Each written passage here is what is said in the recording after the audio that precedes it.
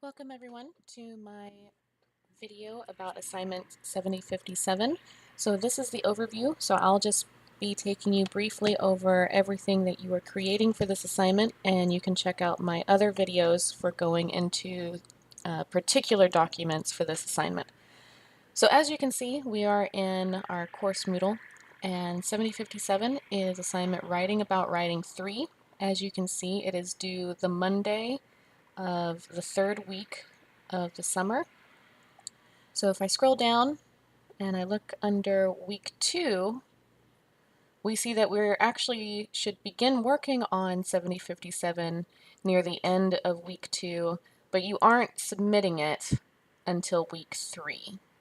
Okay, so if you click on this link here, 7057 Writing About Writing 3, that will open up our assignment page in the wiki. So this is the page that opens up. And if you ever get lost in the wiki, you can always go up to the search bar up here and type in the number of the assignment that you want to find, and there you go. The very first link will be the assignment prompt. All right, so this is our page, and as you can see, it begins like our other assignments with a pretend email from our hypothetical boss, Alex Nostrovia, assigning us to do this task. Okay, here are our learning objectives, telling us that we'll need to improve our ability to summarize complex information and apply writing skills to our own writing. All right, so here are the tasks, and I'll be briefly touching on each of these during this video. So first, you'll be creating 3 different memos in this assignment. The first is an executive summary of Lesson 7. So you'll need to read and then summarize that content. And then another memo in which you show how you can apply the rules of Lesson 7 to your own writing from Assignment 7083, which you should have just completed recently. And then you'll need to create a third memo talking about the challenges of guiding, research, and Grice's maxims, and how they relate to creating a business letter. So all 3 of those are memos. All 3 of them should be addressed to your boss or your hypothetical boss, Alex Nostrovia. Okay, and then of course you should have a title page covering these 3 memos. So as I get started, the first thing I'll want to do is find Lesson 7 and read that. So I'm going to go back to my course Moodle page, and under week 3, you see right underneath the submission link, this is Lesson 7 on concision. So this is a PDF file, and so if you click on that, a PDF file of the reading should pop up, and it may be easiest or best to go ahead and download this. The reaction time may be more dependent on your internet connection if you just look at it this way. But this is the chapter. And so this is a really great reading on how to make our writing more clear and graceful.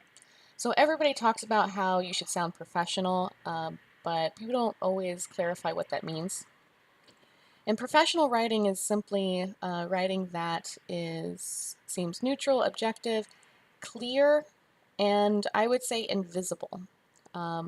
So what I mean by that is, as someone is reading your writing, they should be focusing on the ideas, thinking about what you are expressing, not on how you are expressing it. So if someone is reading something you've written and they start focusing on, oh, that's an interesting word choice, or this is a really long sentence, or that seems like a really complicated or confusing way to write that. What they're doing is focusing on how you're writing and not on your ideas. So in professional writing, what we want to do is try to make the experience of our writing really easy to follow so that your reader is thinking about the ideas and not how you expressed it. Because if they're distracted by the language, they aren't thinking about what you're saying. Okay? And so one of the ways that we make language invisible is by making it concise. And that doesn't necessarily mean short. It simply means that your idea is expressed in the most concise manner. So you don't have a bunch of excess language or fluff in your sentences. Because if you have a bunch of excess language or fluff, then what happens is your idea gets buried underneath it. and it can be difficult for a reader to identify what you're actually saying.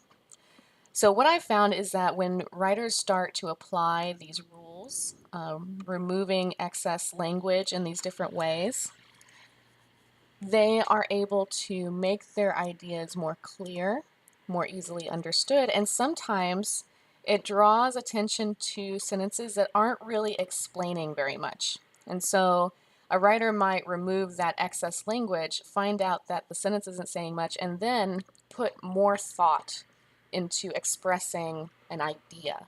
And so it can make us better writers, make us more interesting writers. Okay, so what I would recommend doing is you might even print this out and have it beside you by your computer so that you can, after you've read it, go through section by section and summarize it. Okay, so I'm going to open up our Word document here. So this is my draft so far, and as you can see, it starts with the title page with the assignment title, who it's by, so this should be your name, not mine, the section we're in, and the date you completed it. And that's the title page. And then our first memo is the executive summary. So as you can see, I've gotten mine broken up into different paragraphs. So whenever you change sections, a section should probably have its own paragraph because a section change indicates a change in topic. A paragraph break also indicates a change in topic to your reader. So this first paragraph here is an overview, so introducing what the chapter is about overall. And then the second paragraph, it coordinates to the first section. So remember, executive summaries are fairly boring documents. You write them in the same order as the original, and you cover each of the main points. So remember that the objective of an executive summary is to summarize content for a reader unfamiliar with the chapter, but to the degree that that reader would be able to understand and use these concepts to the same degree that you would be able to. Okay, so that's what I'll be checking for. This isn't a summary to check to see that you read. It is, could a reader unfamiliar with the chapter be able to understand and apply these rules? So you might notice that there's some occasional quotes. And if you think a rule in here is complicated or unfamiliar enough that it needs a quote to show the reader what it means, by all means, include a quote. But if you don't think a quote is necessary, you don't need to include it. So again, just choose the level of detail based off of what you think is necessary to convey this to your audience. And you can notice that my summary here is a little over a page, and that's okay. You can go over the limit. You don't have to stick to one page, but I've found that the length is usually about three quarters of a page to a page and a half, no longer, single spaced. Okay, so that's our executive summary. I'm going to return to our assignment page. Okay, so that's our executive summary, and then you'll need to create a separate memo in which you apply a few rules to your writing in assignment 7083. So if we look at our outline of deadlines, 7083 will be due before writing about writing 3. So you can basically start writing about writing 3 the day you turn in 7083.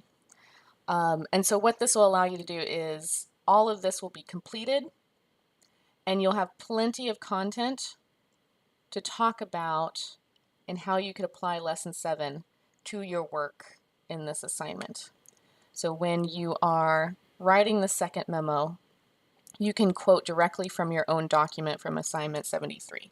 So the objectives are very different in these documents. The first one is to prove that you can summarize complex information without losing any of its complexity and tailor it to the appropriate audience's needs. The second task is about being able to apply these rules effectively. So that's what I'll be grading for in task number 2. Are you accurately and effectively applying these rules to your own writing? And if you want to learn more about that memo, you can check out my next video. The third memo will be asking you to think about these challenges, and so you'll need to click on these pages and why they are relevant to writing business letters, okay?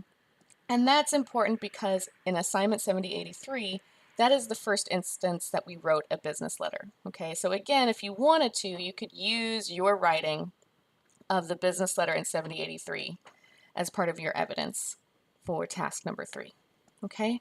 So once you're done writing those 3 memos and you've attached a title page, you can submit those to Moodle. And again, make sure that you fully submit your assignment and that it's not saved as a draft. So you'll click on here, submit it all the way, and if you need more information on how to submit an assignment completely instead of just saving it as a draft, you can check out my other video on that. All right, so I hope this video was useful. If you have any questions about the assignment overall, you can bring those to our virtual classroom or email me. And I hope you'll check out my next video on how to write your reflective memo applying Lesson 7 to your assignment 7083. Good luck.